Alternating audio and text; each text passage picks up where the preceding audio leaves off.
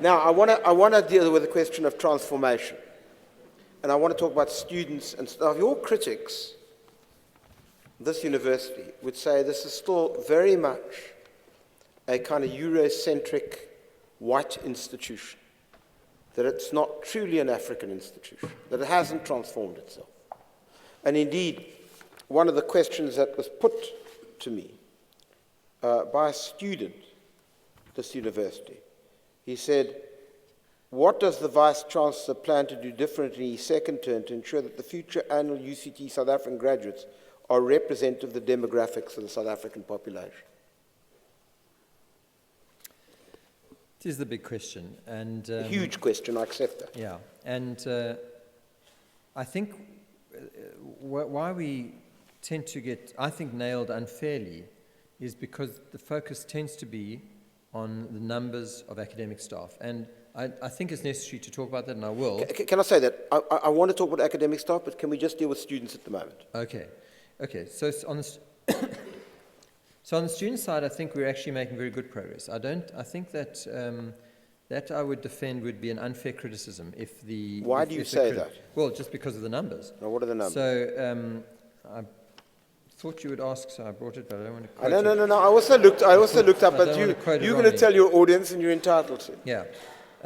Well, at the undergraduate levels, I'm looking at the period from 2007 to 2012, which is roughly the period we've got statistics for. So over that 5-year period, at the undergraduate level, African students, black African students, now I'm only talking about South African students, not the rest of the continent also. Black South African students increased by 43% over a 5-year period. That's a very substantial increase. Yes, but from what to what? Well, in fact, I'll come to that, because you mean the numbers? Yes, obviously. Yeah. From 1 to 1.43 is not an achievement. That's right. Very good. I'm interested in that. Yeah. You get this in courts, they're always running away from the real kind of... So let's say that the numbers are around 5,000. Okay. It's 5 to 7,000. Out of 26,000. So I'm going to come to that. So colored students increased by 23%, and white students, these are the actual numbers, declined by 4%. Right. So in the context of African students increasing by 43% and white students declining by 4%, you have to recognize that something's happening there, and it's happening because of a very active affirmative action admissions policy. Now, what has happened to the proportions? The reason the proportions don't reflect that is because the university numbers have changed. So when I took over, when I was appointed, there were about 20,000 students at UCT. And today there are 26,000 students at UCT. So the numbers have grown, and most of that growth, as you can tell, has been African and colored students, because white numbers have gone down slightly. And so the proportions have improved, but the proportions haven't improved as much as you would expect because the total numbers have grown so substantially. So white students today have declined from 38% of the student community in 2007 to 33% of the student community in 2000 now. So the fact that white students constitute about a third of the student community of UCT, I think, tells you that we've got a substantially transformed community. Now, of course, some would say we should be aiming for a national figure of 8%, because that would be the national figure of whites in the population. And we've discussed that, and we've rejected that for two reasons. One is that if you look at the proportion of whites coming out of the school system, the proportion of students coming out of the school system that could go to university, and what proportion is white? It's not 8% white, it's about 50% white, and only 50% black. So what's the appropriate denominator? The appropriate denominator may have something more to do with the eligible pool of students coming out. And the second is that we're in the Western Cape. And in the Western Cape, although we're a national university, we don't think that our targets should be national targets. We think there should be some compromise, some balance between Western Cape and national. But sorry, if you do that, and this province has been desperately scarred by apartheid, not that the whole country hasn't, but coloured preference, labour, and influx control, and so on and so forth.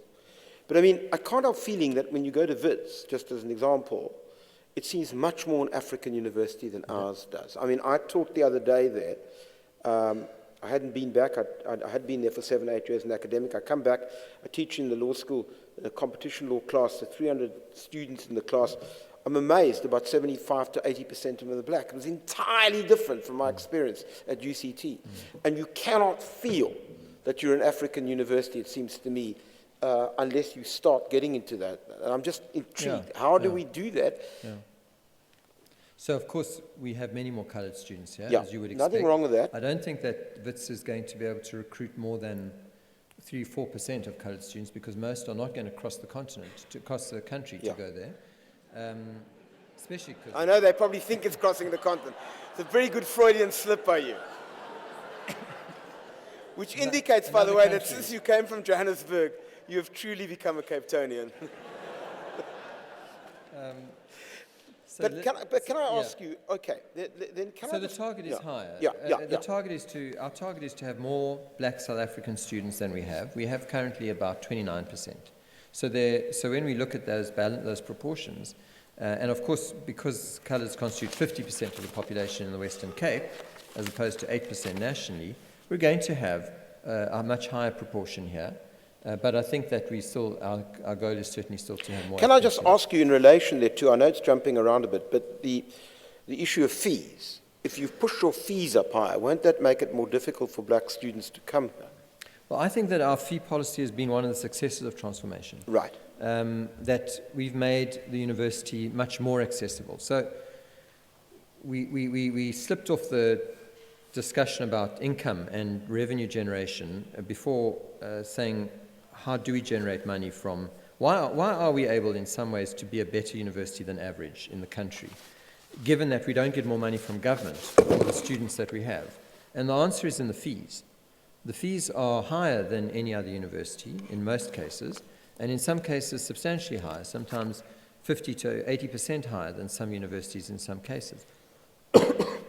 But because that's what you need if you're going to improve your staff-student ratio, and if you're going to protect time for doing research and be able to fund research. But you can only do that, and the government only, I think, allows us to do that, if we can guarantee that the fees do not constitute an obstacle to access. And the reason they don't is because we've put in place a very generous financial aid scheme, and to a significant extent, that financial aid scheme is cross-subsidized by the high fees. Could I just ask one question on this, because I'm conscious of time as well. The issue of, which came up, a question related thereto, was this anxiety expressed by a student, a master's student, who writes in and observes the issue of the increase in exchange students, in which you indeed yourself said we make money off them.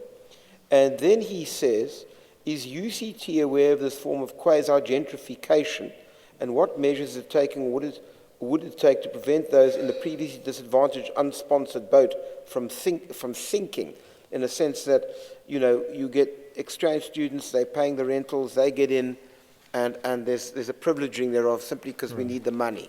Right.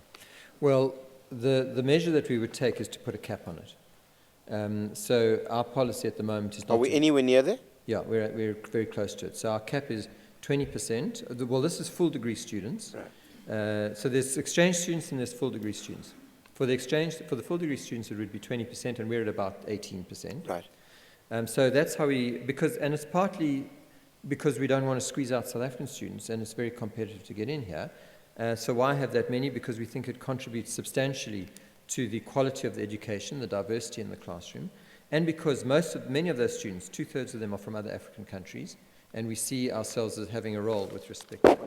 On the exchange students, though, we will also have a cap, but it's more related to particular courses. So if we got a whole lot of interest in some science courses, we could absorb more there, whereas we couldn't into African studies because we already have too many American students there. We do make money out of those students, and it's part of income, and it's what helps us fund the financial aid system that lets other students in. So we now have a financial aid system which ensures that no student who we accept academically will be prevented from getting in. All right. Can I then even to much higher levels of income than nationally, than is available to others.